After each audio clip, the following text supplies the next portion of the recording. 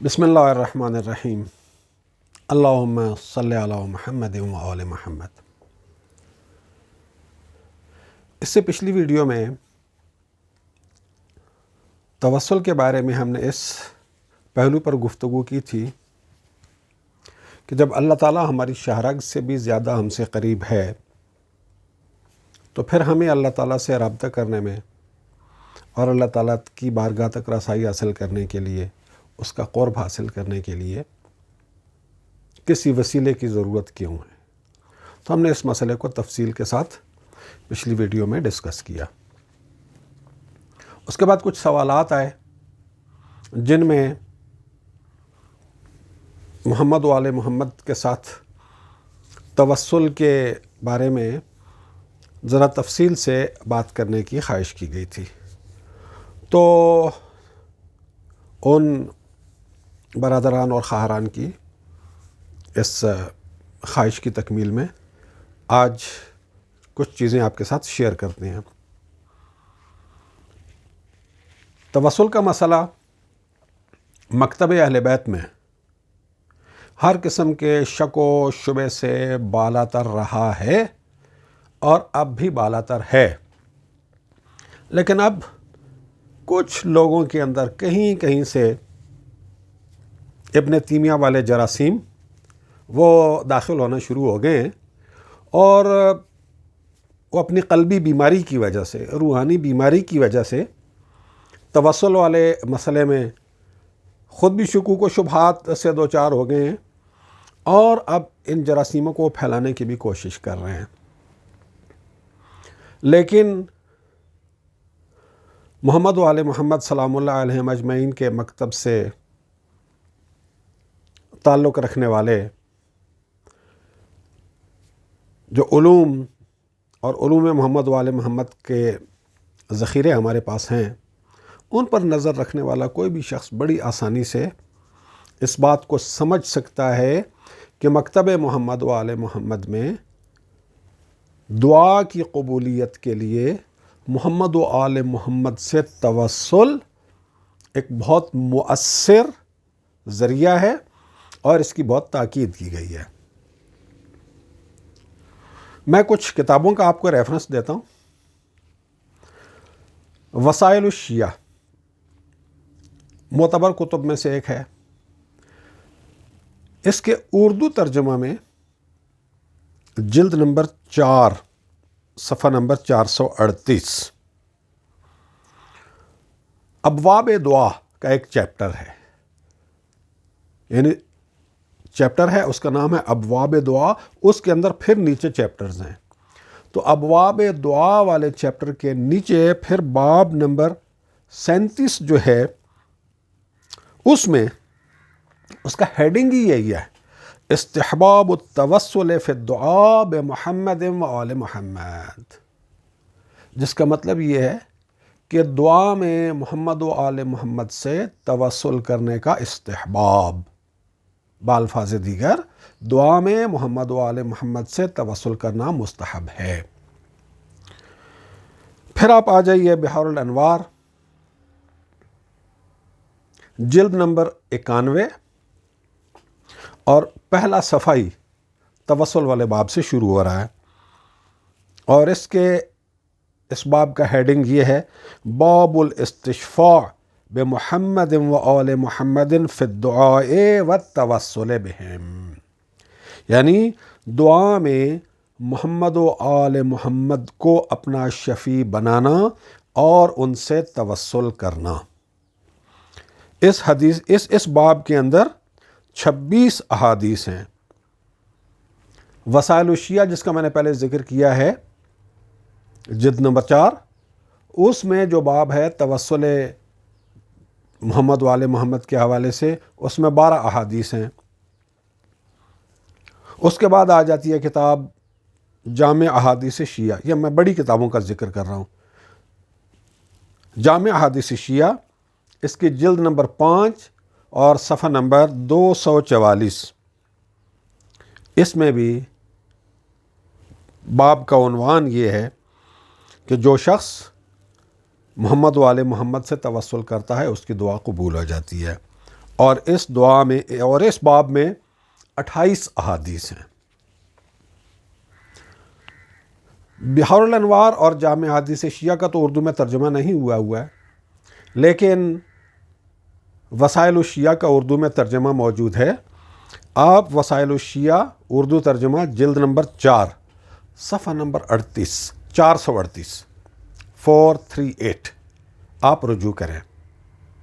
یہ بازار میں بھی اویلیبل ہے کتاب، اور انٹرنیٹ پر PDF کی شکل میں بھی اویلیبل ہے۔ اور میں گزارش کروں گا کہ اب مطالعے کی عادت ڈالیں، بہت آسانی ہو گئی ہے، PDF کی شکل میں تقریباً ہر چیز مل جاتی ہے، جس پہ آپ کا خرچہ بھی کوئی نہیں آتا، اور بغیر کچھ خرچ کیے ہوئے علوم آل محمد کا ایک بہت وسیع خزانہ اردو زبان میں آپ کے پاس اویلیبل ہے۔ اسے آپ اپنے موبائل میں بھی رکھ سکتے ہیں، لیپ ٹاپ میں بھی رکھ سکتے ہیں۔ تو ان چیزوں کو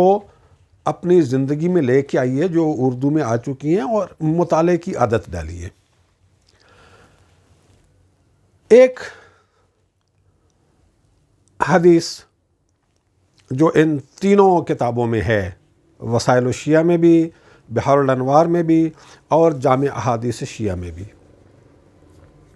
وہ آپ کے ساتھ اس کا اردو ترجمہ شیئر کرتا ہوں۔ تفصیلات آپ ضرور دیکھیے گا، وسائل الشیعہ جو کہ اردو میں، اس پورے باب کو دیکھ لیجئے گا۔ 12 حدیثیں ہیں، کوئی اتنی بڑی آپ کو تگ و دو نہیں کرنی پڑے گی، کوئی زیادہ وقت آپ کو نہیں لگانا پڑے گا اس کے اوپر۔ تو اس میں حدیث یہ ہے کہ جب حضرت یعقوب علیہ السلام کی آزمائش میں بہت شدت آ گئی کہ پہلے ان کے بیٹے یوسف کو ان کے بھائیوں نے کنویں میں پھینک دیا، ان کے غم میں وہ روتے رہے، بینائی چلی گئی۔ اس کے بعد پھر جب بیٹے مصر گئے تو وہ صورتحال پیدا ہوئی کہ جناب یوسف نے اپنے بھائی بنیامین کو بھی اپنے پاس رکھ لیا، جو حضرت یوسف کے بعد جناب یعقوب کو سب سے زیادہ پیارا تھا۔ تو اب حضرت یعقوب علیہ السلام کی کیفیت یہ ہے کہ بینائی بھی جا چکی ہے، اور دونوں سب سے زیادہ پیارے بیٹے بھی جا چکے ہیں۔ تو بہت زیادہ شدت کی تکلیف میں تھے۔ تو جناب جبرائیل آتے ہیں حضرت یعقوب کے پاس اور کہتے ہیں کہ اے یعقوب، کیا میں تجھے دعا کرنے کا وہ طریقہ نہ سکھاؤں جس سے آپ کی بینائی بھی واپس آ جائے اور آپ کے دونوں بیٹے بھی آ جائیں آپ کے پاس، آپ کو واپس مل جائیں۔ اور یہ دعا وہ دعا ہے، دعا کرنے کا یہ طریقہ وہ طریقہ ہے کہ اس طریقے سے حضرت آدم نے دعا کی تو اللہ تعالیٰ نے ان کی توبہ قبول کی، اور جب حضرت نوح کو خوف ہوا کہ ان کی کشتی ڈوب نہ جائے تو انہوں نے اسی طریقے سے دعا کی، اللہ تعالیٰ نے ان کی دعا کو قبول کیا اور ان کی کشتی کو بحفاظت کوہ جودی تک پہنچا دیا۔ اور اسی طریقے سے دعا کی تھی حضرت ابراہیم علیہ السلام نے، تو اللہ تعالیٰ نے آگ کو ان کے اوپر سرد کر دیا تھا، سلامتی بنا دیا تھا۔ تو جناب یعقوب نے کہا ہاں جبرائیل آپ مجھے وہ دعا سکھائیے۔ تو جناب جبرائیل نے انہیں کہا کہ آپ اس طرح سے اللہ تعالیٰ کی بارگاہ میں دعا کیجئے، اللہم انی اسألک بحق محمد وعلی وفاطمہ والحسن والحسین، کہ یا اللہ میں تجھ سے محمد، علی، فاطمہ، حسن اور حسین کے وسیلے سے دعا کرتا ہوں کہ تو میری بینائی لوٹا دے اور میرے دونوں بیٹوں کو بھی مجھ تک واپس پلٹا دے۔ ادھر جناب یعقوب کی یہ دعا ختم ہو گئی، ادھر دعا ختم ہوئی، اور ادھر وہ شخص پہنچ گیا جو حضرت یوسف کا کرتا لے کر آ رہا تھا۔ تو اس مضمون سے ملتے جلتے مضمون کی کافی ساری روایات، کافی ساری احادیث ہماری کتب حدیث میں موجود ہیں۔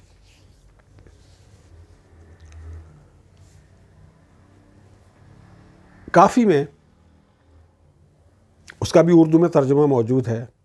اس کی 5ویں جلد PDF فارم میں بھی موجود ہے، آپ ڈاؤن لوڈ کر سکتے ہیں۔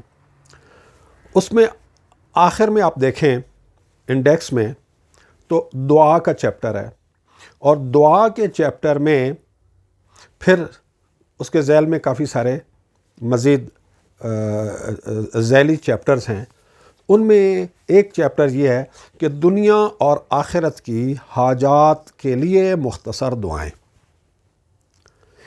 ان میں اس باب میں جو حدیثیں ہیں اس میں حدیث نمبر 11 یہ ہے کہ امام جعفر صادق علیہ السلام اکثر اپنی دعاؤں میں پنجتن پاک سے توسل کیا کرتے تھے، یعنی محمد، علی، فاطمہ، حسن، حسین، ان سے توسل کیا کرتے تھے۔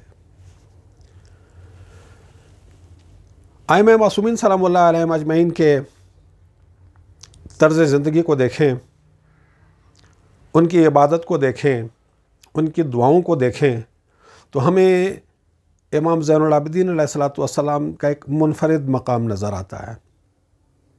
سارے امام اللہ تعالیٰ کی عبادت میں بہت بلند مقام پہ تھے، لیکن امام زین العابدین علیہ السلام کا مقام اور مرتبہ وہ تھا کہ آپ کا لقب ہی زین العابدین ہے، عبادت کرنے والوں کی زینت۔ آپ کی دعاؤں کا مجموعہ صحیفہ سجادیہ یا صحیفہ کاملہ کے نام سے معروف ہے، اور اردو میں اس کا ترجمہ بھی ہو چکا ہے، اور یہ مستند ترین دعاؤں کا مجموعہ ہے۔ یعنی علوم آل محمد میں ہمیں جتنی بھی دعائیں ملتی ہیں، کتب حدیث میں، کتب ادعیہ میں، دعاؤں والی کتابوں میں، ان میں سب سے معتبر جو مجموعہ ہے دعاؤں کا وہ صحیفہ سجادیہ ہے، صحیفہ کاملہ ہے۔ اس صحیفہ سجادیہ میں سے چند نمونے توسل کے وہ میں آپ کے ساتھ شیئر کرتا ہوں۔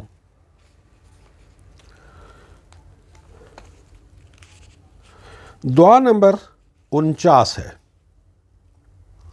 یہ دعا دشمنوں کے شر اور دشمنوں کی سازش اور دشمنوں کی چالوں سے محفوظ رہنے کے لیے ہے۔ اس دعا میں امام سجاد علیہ السلام اللہ تعالیٰ سے دعا مانگتے ہوئے رسول اللہ صلی اللہ علیہ وآلہ وسلم اور مولا علی کے ساتھ ایک عجیب انداز میں توسل کر رہے ہیں۔ فرما رہے ہیں اللہم، اے اللہ، فإنی اتقرب الیک، میں تیرا قرب چاہتا ہوں، میں تیرا تقرب چاہتا ہوں، بالمحمدیت الرفیعہ والعلویت البیضاء، محمدیت اور علویت کے ذریعے سے،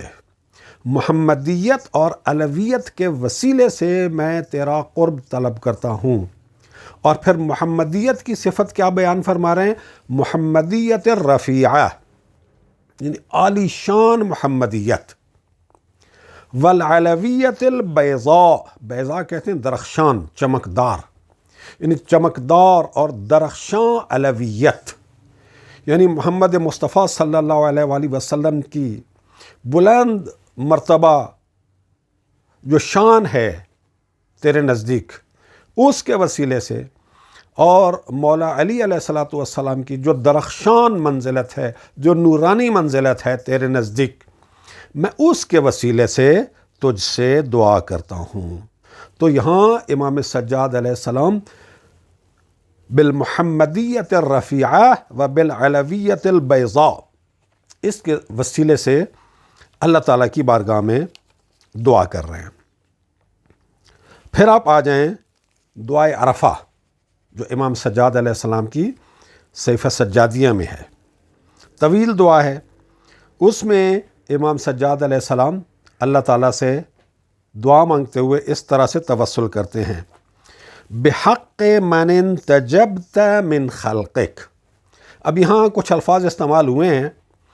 عربی میں ان کے معنی کے اندر بڑا باریک سا فرق ہے، لیکن اردو میں ان سب کا ترجمہ تقریباً ایک ہی کیا جاتا ہے، چن لینا، منتخب کر لینا۔ وہ الفاظ کیا ہیں؟ انتجاب، استفاء، اختیار، اجتباء۔ تو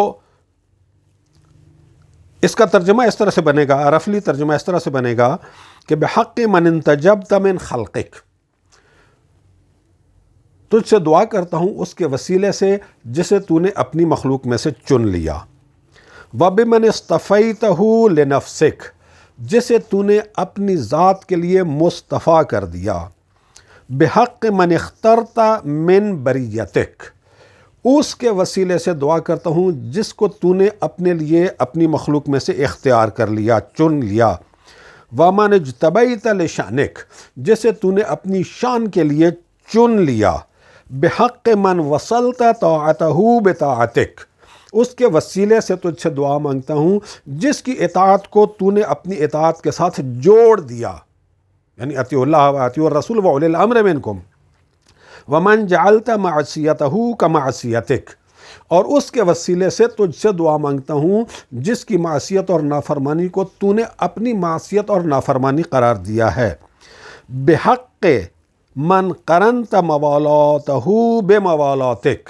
اس کے وسیلے سے تجھ سے دعا مانگتا ہوں جس کی محبت اور ولایت کو تو نے اپنی محبت اور ولایت کے ساتھ جوڑ دیا، ومن نطت معاداتہ بمعاداتک، اور جس کی دشمنی کو تو نے اپنی دشمنی قرار دیا ہے۔ تو یہ کون شخصیات ہیں جن سے توسل کرنا ہے امام سجاد علیہ الصلاۃ والسلام ان کلمات کے ذریعے سے؟ یہ شخصیات کون ہیں؟ محمد، علی، فاطمہ، حسن، حسین، ان کے علاوہ کون ہو سکتا ہے جن کے اندر یہ صفات ہمیں نظر آتی ہوں؟ اس کے بعد آ جائیں، ماہ مبارک رمضان کی دعا ہے امام سجاد علیہ الصلاۃ والسلام کی۔ جب ماہ مبارک رمضان داخل ہوتا تھا تو استقبال ماہ رمضان کی دعا پڑھتے تھے۔ یہ صحیفہ سجادیہ کی دعا نمبر 44 ہے۔ اس میں امام سجاد علیہ الصلاۃ والسلام کیسے توسل کر رہے ہیں اللہ تعالیٰ سے؟ اللہم انی اسألک بحق ھذا الشہر، اے اللہ میں تجھ سے دعا کرتا ہوں اس مہینے کے وسیلے سے، یعنی ماہ مبارک رمضان کے وسیلے سے، وبحق من تعبد لک فیہ، اور ان لوگوں کے وسیلے سے، ان ہستیوں کے وسیلے سے جنہوں نے اس مہینے میں تیری عبادت کی، من ملک قربتہ، چاہے وہ عبادت کرنے والے تیرے ملائکہ مقربین ہو، او نبی ارسلتہ، یا تیرے بھیجے ہوئے نبی ہوں، او عبد صالح اختصصتہ، یا تیرے وہ صالح بندے جنہیں تو نے اپنے لیے خاص کر لیا ہے۔ تو یہاں امام سجاد علیہ الصلاۃ والسلام ماہ مبارک رمضان اور ماہ مبارک رمضان میں اللہ تعالیٰ کی عبادت کرنے والے فرشتوں، نبیوں، رسولوں اور اللہ تعالیٰ کے خاص بندوں سے توسل کر رہے ہیں۔ اس کے بعد پھر آپ آ جائیں اسی صحیفہ سجادیہ میں امام علیہ الصلاۃ والسلام توسل کرتے ہوئے محمد و آل محمد کے ساتھ دعا ہے اعتراف۔ یہ دعا نمبر 13 ہے، دعاؤہ فی الاعتراف۔ انسان اللہ تعالیٰ کی بارگاہ میں جو اس نے اپنی عبادت میں کوتاہی کی ہے اس کا اعتراف کرنا ایک اللہ تعالیٰ کے ہاں بہت پسندیدہ عمل ہے۔ انسان جتنی بھی اللہ تعالیٰ کی عبادت کرے، انسان کو کبھی اپنی عبادت کے اوپر فخر نہیں کرنا چاہیے، اپنی عبادت کو زیادہ نہیں سمجھنا چاہیے، اپنی عبادت کے بارے میں انسان کو یہی رکھنا چاہیے کہ ہم سے عبادت میں کمی کوتاہی ہوتی ہے، یہ اعتراف کرنا چاہیے۔ تو امام سجاد علیہ السلام کی یہ دعا اسی اعتراف کے بارے میں ہے، اور اس کا آخری جملہ جو ہے، اس دعا کی جو کلوزنگ ہے وہ یہ ہے، فَأَسْأَلُكَ بِكَ وَبِمُحَمَّدٍ وَآلِهِ، اے اللہ میں تجھ سے سوال کرتا ہوں، تجھ سے دعا کرتا ہوں تیرے وسیلے سے اور محمد اور آل محمد کے وسیلے سے۔ مزید تفصیلات میں جائیں تو بہت زیادہ احادیث اور بہت زیادہ مثالیں پیش کی جا سکتی ہیں۔ یہ جو حضرت یعقوب والا واقعہ اور ان کا توسل، اور یہ جو امام سجاد علیہ الصلاۃ والسلام کے توسل کی کچھ مثالیں بیان کی ہیں، ان سے یہ بات بہت اچھی طرح سے واضح ہو جاتی ہے، بہت اچھی طرح سے واضح ہو جاتی ہے کہ دعا میں محمد اور آل محمد کا وسیلہ اختیار کرنا اور محمد و آل محمد سے توسل کرنا اللہ کے ہاں ایک بہت محبوب عمل ہے، اور اس کی اللہ تعالیٰ نے اپنے ان ہادیان برحق کے ذریعے سے ہمیں تعلیم دی ہے۔ تو مکتب آل محمد سے تعلق رکھنے والے افراد کے لیے اس بات میں کوئی شک و شبہ نہیں ہونا چاہیے، کبھی بھی نہیں تھا اور آج بھی نہیں ہے۔ بس کچھ لوگ شکوک و شبہات پیدا کرنے کی کوشش کر رہے ہیں، لیکن ان تمام احادیث معصومین کو دکھائیں اور ائمہ معصومین کی دعاؤں کو دیکھیں تو کسی قسم کے شک و شبے کی کوئی گنجائش نہیں رہتی کہ دعا میں محمد و آل محمد سے توسل کرنا ایک افضل عمل ہے، ایک مستحب عمل ہے، دعا کی قبولیت کے امکانات کو بڑھا دیتا ہے، اور اس کے بارے میں اگر کسی کو کوئی بھی شک و شبہ ہے تو اس شک و شبے کی وہم سے زیادہ کوئی حیثیت نہیں ہے، اور ایک ایمان کی کمزوری اور ایک قلبی اور روحانی بیماری سے زیادہ اس کی کوئی حیثیت نہیں ہے۔ اللہ تعالی ہم سب کو اپنی زندگی میں محمد اور آل محمد کے ساتھ توسل کی توفیق عطا فرمائے، اور ان کے نقش قدم پر چلتے ہوئے اللہ تعالیٰ کی بندگی اور اللہ تعالیٰ سے دعا کرنے اور اللہ تعالیٰ سے اپنا رابطہ قائم کرنے اور قائم رکھنے کی توفیق عطا فرمائے۔ والسلام علیکم ورحمۃ اللہ وبرکاتہ۔